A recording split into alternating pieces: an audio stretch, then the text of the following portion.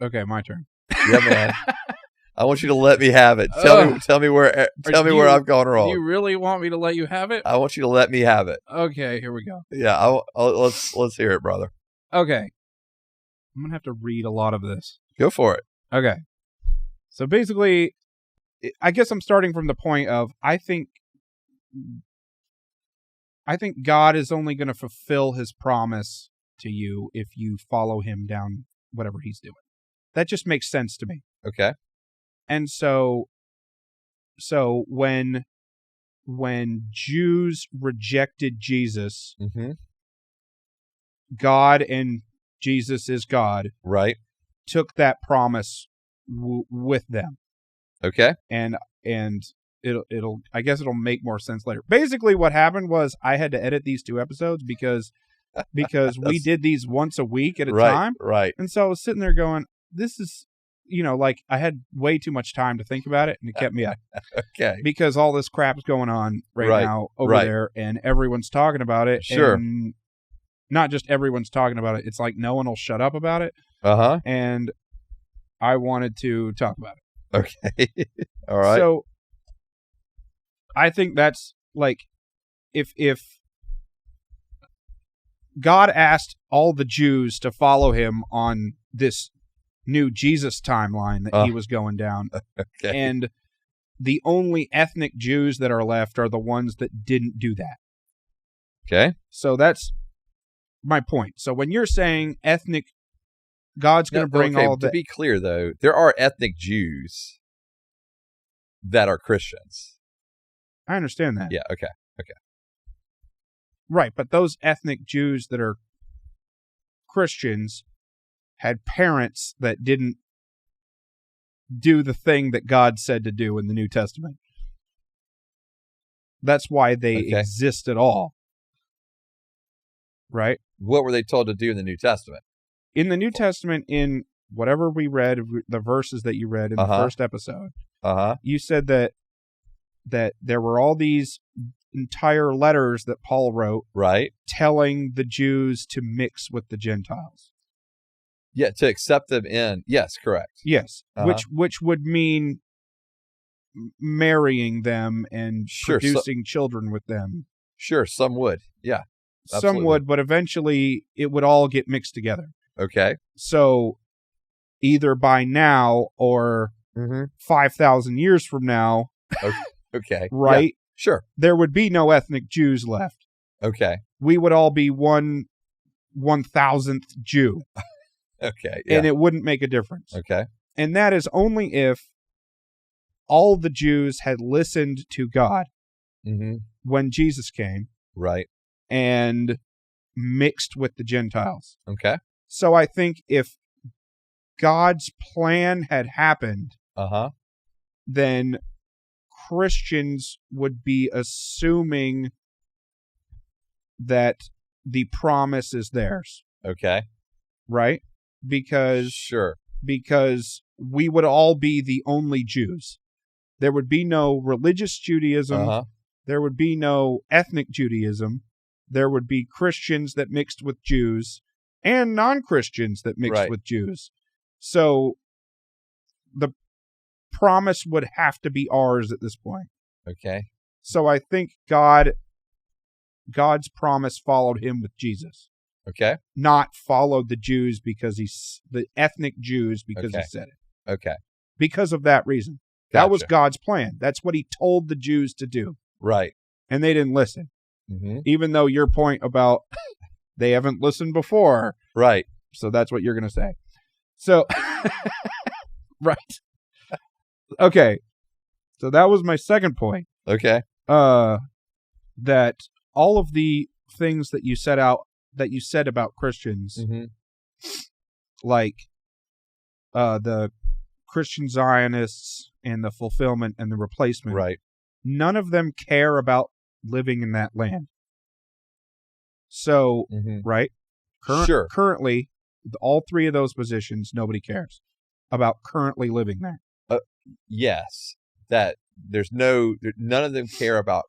None of them care about Christians particularly living there. Right. Right. Yes. So if all of the Jews were Christians like they were supposed to be, then they wouldn't care either. Right. So they shouldn't care. Okay. And there shouldn't be this battle over it. Okay. And all that. All right. Another point, right? The Jews wanting to live there right now and having wanted to live there because of this promise seems like the devil's playbook 101. Okay. Isolate people who are not going to heaven away from people who are trying to convince them to go to heaven, right? The Christians, and then surround them on all sides by people that hate them, okay, and watch them blow up. Okay. I mean, that seems like playbook 101. Like that's what happens to everybody who's on drugs. Okay. They isolate themselves from people who tell them not to be on drugs. Right. Go hang out with people who want to be on drugs. They're surrounded by people who don't care if they live or die. They give them things to kill themselves, and then they die. Okay. Yeah. But playbook 101. All right. So the current thought of Jews about the land just is wrong. Okay. And if they were Christians, they wouldn't have that thought. Okay. Right? Because none of the Christian viewpoints care about living there. Yeah, unless you were ethnically a Jew. But there shouldn't be any ethnic Jews. Okay, you're working under the presupposition that God. I don't think you're working on this presupposition. Let me back up. But we know that God was able to see the fact that this was not going to happen. That they were not all going to come to know Christ. God knew that. So in God's foreknowledge of knowing that they were not all going to come to know Christ, there's still this promise for these people. Right? Okay. Because you are working under like a presupposition of, like, if they had come to know Christ at this point, therefore none of these things would be needed 2,000 years later. But they didn't. God knew they wouldn't. God knew they wouldn't when he first made the promise to Abraham. Okay. And so therefore, God, from that point, has had this plan for this people. And I think it's God's way of, like in Romans 11, I believe it is, where he says that God loves them because of the patriarchs. Okay. And I think that there's something unique about the people that are Jews, that are ethnically Jewish. God chose to use them and for 1,500 years up to the coming of the Messiah, and he has a plan for them all the way up to the end of the age. And it's just the fact that he has chosen them, and he has this unique love and care for them. And I understand we could talk about, well, where was his love and care during the Holocaust and things like that. I get it. But I believe he's got these purposes and plans for them. And in his divine wisdom, I believe that there's something that he has for them where they're going to come back and come to know Christ. It's like a last, I don't say it's not like a last ditch effort, but like something that's been set up for them because they were the ones that, as Paul says, to the Jew first, then to the Gentiles. Because God used them first, at the end, there's going to be this coming back to them to go, here's one more chance, guys. Okay, well, what doesn't make sense to me about that is that interpretation leads all the Jews to stay there and get blown up. Okay. And so God's just watching his people until he decides to, his chosen people, till he decides to fulfill his promise, misinterpret the promise, I guess, and try to stay there and potentially blow up billions of other people in order to make sure this promise gets fulfilled. That doesn't make any sense to me. Okay. Also, if all of them get blown up, Right. except one dude Yeah. at the end of time, or whenever God decides to fulfill this promise, Right. is the promise that he's going to bring one guy back to the land, and he's going to sit there for 5 minutes and be like, oh, Jesus was right. And then every other Jew since Jesus came has all gone to hell, and he's the only one that goes to heaven. Like, this makes no sense. I gotcha. It just doesn't make sense. Like, why would God watch his people go to hell until he just decides one day to fulfill this promise? Right. No, I understand. I think that doesn't make any sense. Right. No, I gotcha. But it's not that he's, with any other people group either. It's not like he's like wanting them to go to hell, right? Right. Well, we know that, right? And so there's constant. But this promise set them up for it. In what way? Because of how they act with this land. Okay. That's why I keep going back to the land. That's why it makes no sense. Okay. Because they're over there in the middle, surrounded by people that want to kill them. Right. Because of their interpretation of this promise. Right. So you have to be wrong. This can't be what God meant. Right. This can't be what God meant. Because you believe it's not just. No. Yeah. It's got to be, not that it's not just, I guess. It's just you've got to be interpreting it wrong. Okay. All right. So in other words, because they've been put into an environment where they're constantly at war, therefore it must be interpreted wrong. Yeah. But the reality is when God led them out of Egypt into Canaan, they were constantly at war. Like, war has always been a part of it. Okay. So from point one of God leading them out of Egypt into the promised land. Yeah, but is God there's been war. Is God leading them to stay there? They're not being led to stay there. They're interpreting something wrong. Okay. Well, according to us, right? According to Christians. I don't know if they're interpreting anything wrong. Okay. Okay. And I think where some of this gets... Their viewpoint on it is wrong. Something's wrong about their view of this land currently. And it has been wrong since Jesus came. I think the view of the land is the fact that they go back to this Abrahamic promise, which was an everlasting covenant. And they believe this covenant that is to endure throughout all other covenants, to not be revoked by other covenants.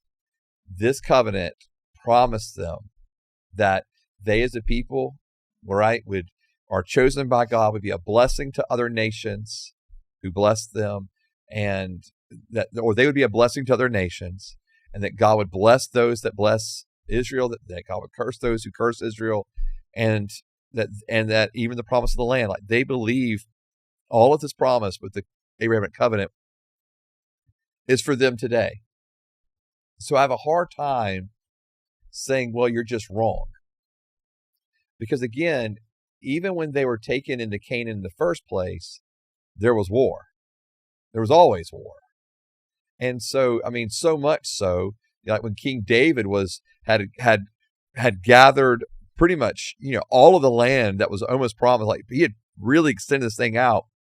And with King David, it said that every year the kings went to war because it was a time for war. And so there was constant war. And I'm not over here promoting war. Okay. Okay. But I also want to say that I don't think that can necessarily be used as an argument against it, because it's been their lot really ever since. They've always, whether it's been in that point, whether it's been holding on to the land via the Maccabees, whether it's been, them being attacked and, the temple being destroyed in 70 AD. And I mean, there's always been this war, if you want to put it that way, but if against them. And then, and then I just also wonder, like we talk about, like, they're not going to, well, when they didn't even have the land, Hitler himself tried to wipe them out, and so. Well, it's hard to wipe out all of anyone. Yeah. Right. But he did his dangest, right? I mean, right. And so And I think people don't want to die. Right. I mean, except right. Well, yeah. Except for those that do. Except for those that do. Yeah. Right. And so except for those whose families get paid for them to die, but whatever. Right. All right. So I think that, I think where a lot of the conversation stems from, right, in all of this is, okay, in 1948, when they were given the land, and it was politically driven, right? In other words, it was, all right, here, we're going to give this group of people land, right? Like really out of recompense for what had just happened in World War II and the atrocities to the Jewish people. Right. But in so doing, there was displacement of other people that were already living there. Right. Okay. And so obviously you had to know that there was like, this wasn't going to just be something nonviolent afterwards. It was going to lead to wars, right? Because you had the group that's being labeled as, Palestinians there now with all of these Jewish people coming back to that land. And so they're being flooded in. And I think the question maybe is, should they have been given the land then? In other words, maybe the question that we're sitting here thinking about is, was that the movement of God, right, for his people in the 1940s to have this land? Or was it just a political move? Okay. And I think that's a fair discussion point, right? Now, obviously, Christian Zionists are going to say that was God. Right. The political thing happened because God wanted it to happen. Correct. Okay. Right. Your other side of the fence with the replacement theology is going to go, no, that wasn't God. Right. That was just a political maneuver. Okay. By several countries. All right. And so you've got this, we're trying to interpret a modern day act and look back on it and go, was that God? Not God. Right. Right. And because that's where all the things they've been in conflict ever since. Like, this is not like, but we could ask that about any political anything. Sure. And it's only a forefront mind thing because your interpretation of the scriptures are that the Jews are special and Israel special. Right. Still. And I don't think so. That's why I don't like that point doesn't even matter to me. Okay. Whether that was God or not. Right. I guess at this point, if I'm going to take this side real hard. Sure. Right. That point. Go full replacement. Yeah. That point doesn't even matter to me because I don't think they're special anymore. I understand. So who cares? Right. Like, I think my biggest problem is that I think that Christian Zionism is validating Jewish belief in not Jesus. Okay. I think that's my biggest problem with it. Okay. From Christian perspective, it's validating them. How do you think it's validating them? Because you're telling them stay there and get blown up so that your promise gets fulfilled. Okay. And if the rest of every Christian is saying, hey, you shouldn't live there and get blown up, that seems like the more Jesus way to act. Okay. All right? Yeah. So, I see what you're saying. I see where you're coming from. I just think that and I think maybe it does get back to that core part, right? Of what do we really think about these people, right? Are these people actually uniquely chosen and loved by God, or are they not? Right. And I wouldn't think so. Yeah. I just wouldn't think so. And I understand, like, for replacement theology, for fulfillment theology, and even a lot of covenant or in covenant theology as well. The reality is in those theologies that everything has been fulfilled in Christ. And so therefore the purpose for the Jews was basically to bring the Messiah.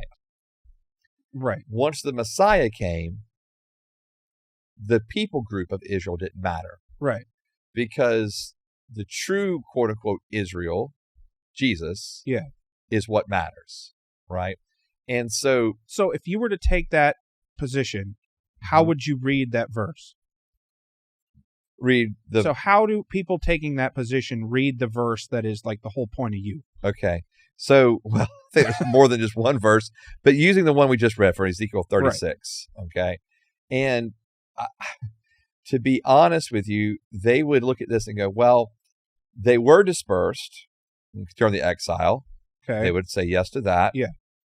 And they would say they've been gathered back into their own land after the exile. So when the king of Persia allowed Jews to begin returning to Jerusalem, and that they've had that, and so therefore they were able to go back into that land. Okay. Now, I don't honestly know how well they would handle the next part of the I will give you a new heart, put a new spirit within you, and unless they would say, well, I brought you back, and then when Jesus comes, that's when this has happened. Yeah. Right. Okay. And so they would look at it in the sense of this prophecy has already been fulfilled in the coming of Jesus. Okay. Okay. And so, and that would be the interpretation. I don't care what the interpretation of that is. Yeah. Does that make sense? Okay. Like, if I have Jesus, then then you're saying the promise isn't fulfilled yet, right? Sure. You're saying you don't think the promise is fulfilled yet. These other people are saying the promise is fulfilled already, right? But better than getting to sit in a desert for 5 minutes before the end of time is being in eternity forever. Right. And not burning in hell forever. Right. I guess I'm having a hard time seeing where them being in the land is assuring that they're going to find themselves in hell more than where they were before. So in other words, so for example, those refugees that came from Russia into Israel, or Soviet Union, into Israel, like they were already in communism, right? They were already pretty much assured of going to hell anyway, because of the Iron Curtain, and you weren't getting in to proselytize unless, we all know there were people that were doing it by smuggling themselves in, but it wasn't open anyway. And so, like, I guess I'm just using that as an example to say there's a lot of places in the world where they could find themselves, and I'm not sure that it's any more accommodating for heaven and hell issues, or more accommodating to ensure they get to heaven than if they were in the land. Because the land itself is so proselytized at the moment. There's so many Christian groups proselytizing, praying, evangelizing in Israel. And so in some ways it has gathered them together. Are they telling them to get the hell out of there? No, they're telling them to know Jesus. Right. Know Jesus, and you should probably get out of here. Yeah. We should go. Like, right. I don't get it. I know, but that'd be like the same thing of like, how many countries there's so many countries that are in perpetual states of war anyway. Right. And so, and I don't think war itself necessarily necessitates the fact that, again, they're going to hell. Like, I guess I'm having a harder time making that connection. Okay. When you're talking about the heaven and hell issue, like, no, they just need to know Jesus. Okay. Agreed. I don't know if being in the land precludes that, I guess is all I'm saying. Well, it doesn't completely or preclude it more than being anywhere else. But it's definitely speeding up the process for some people. Okay. Which is, I imagine the devil's cheering every time that happens. Okay. Because Right. more people to torture. Right. But like if you're in Europe or even America nowadays, the secularization of these countries, I don't know if it's that much better off. Are you sure? Living in those places. They all describe in Israel like hearing explosions is just another day. Mm-hmm. Like what? Right. I guess I'm not talking about the realities of war. I'm talking about the realities of. But it's not even war. It's just like stray rockets. Right. Right. I understand. Like someone was like, "Hey, you want to shoot this off today? Sure. Right. Hope we hit someone." Like, right. I know. Like, I'm not saying, and I'm not laughing about people getting blown up stuff either. But what I'm saying is, I don't. But if we're talking about merely eternal things, right? That's where I'm saying I don't know if there's a difference. Okay. On the eternal spectrum. Right. I don't know if there's that great of a difference.